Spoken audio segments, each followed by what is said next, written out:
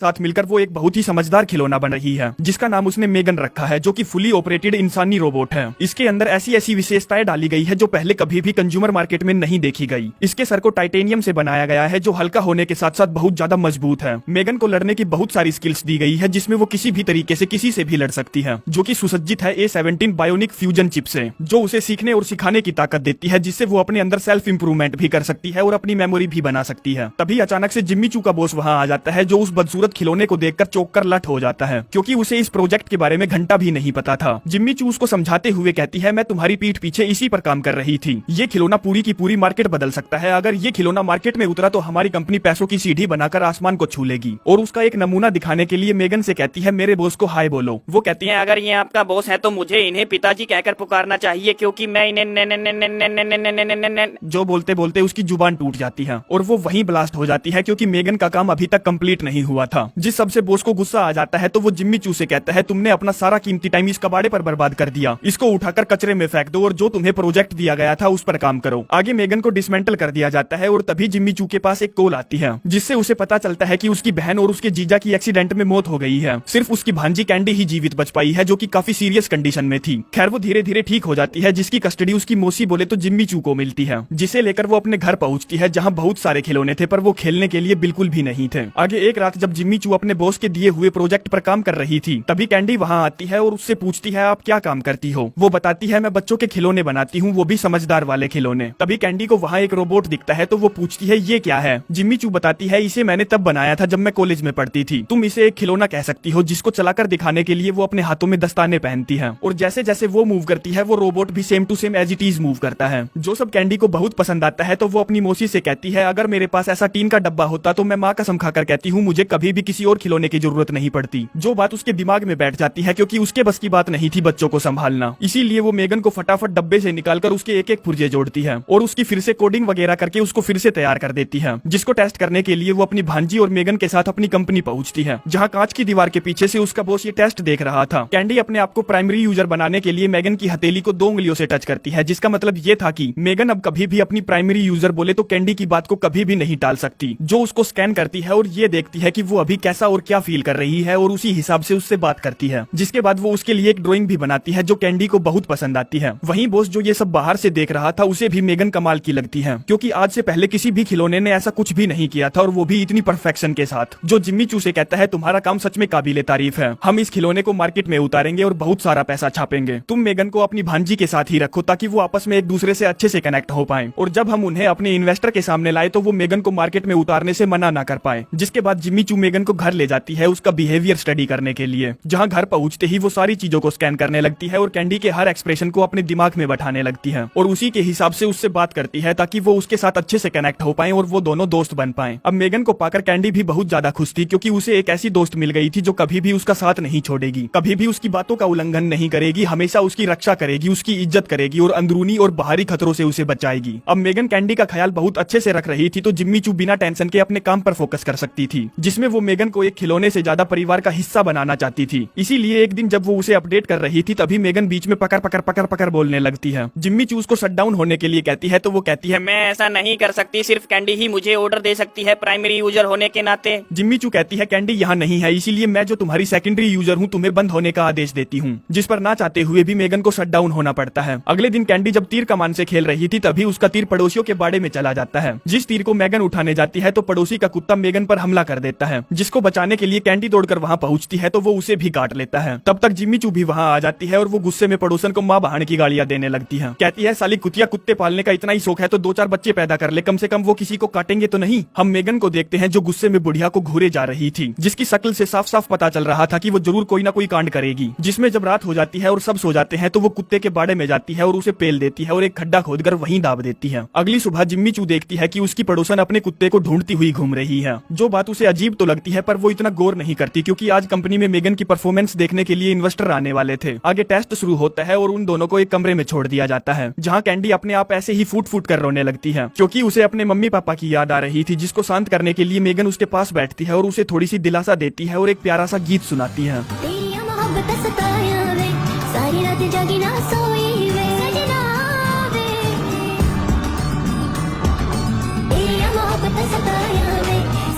जागी ना सोई वे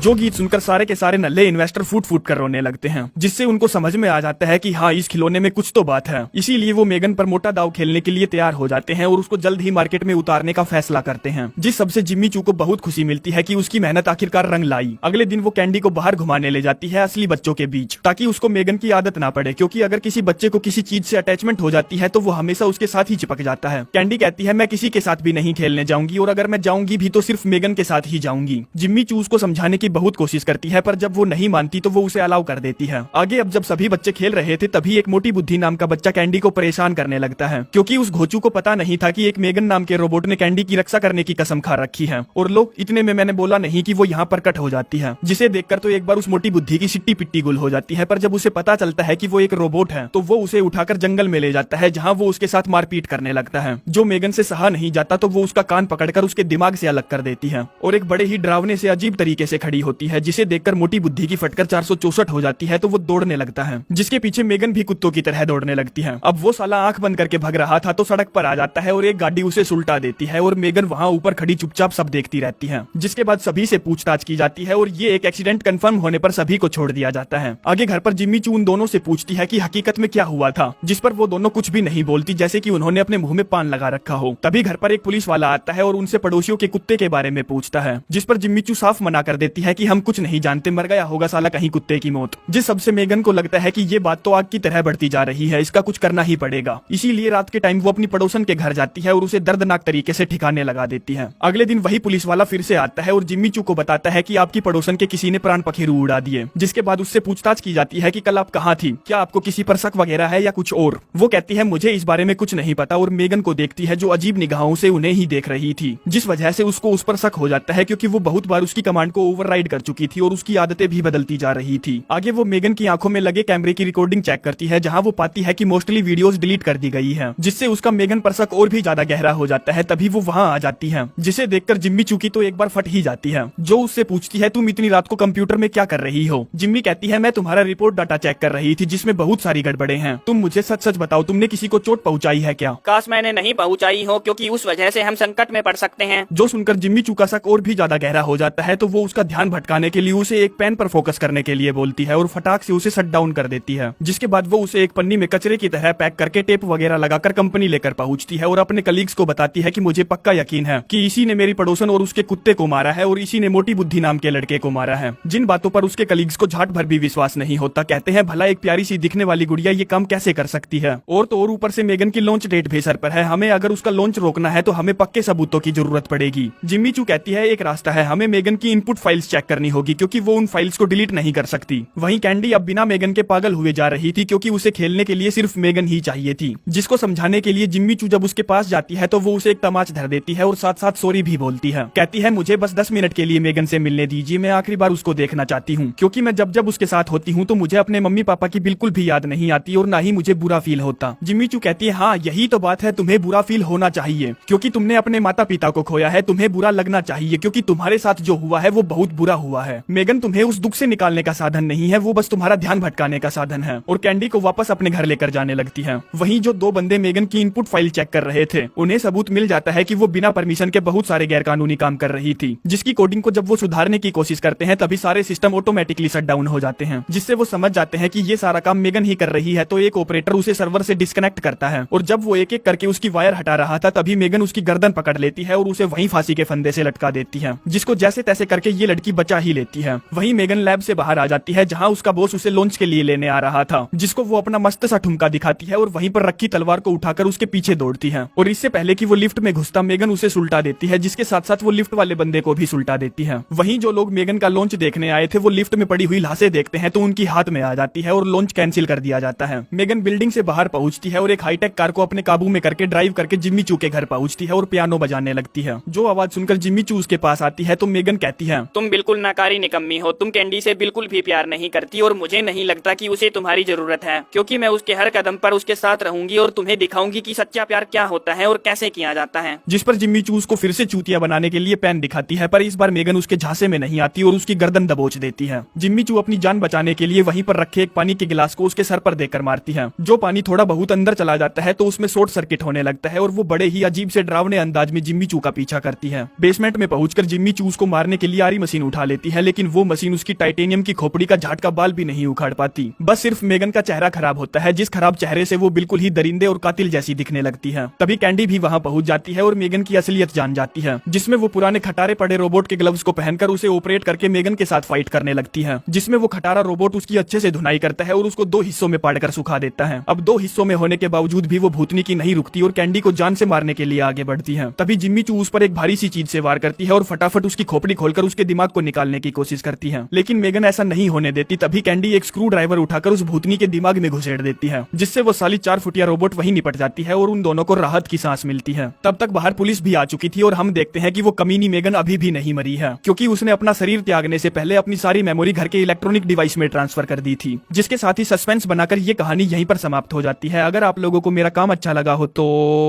धन्यवाद।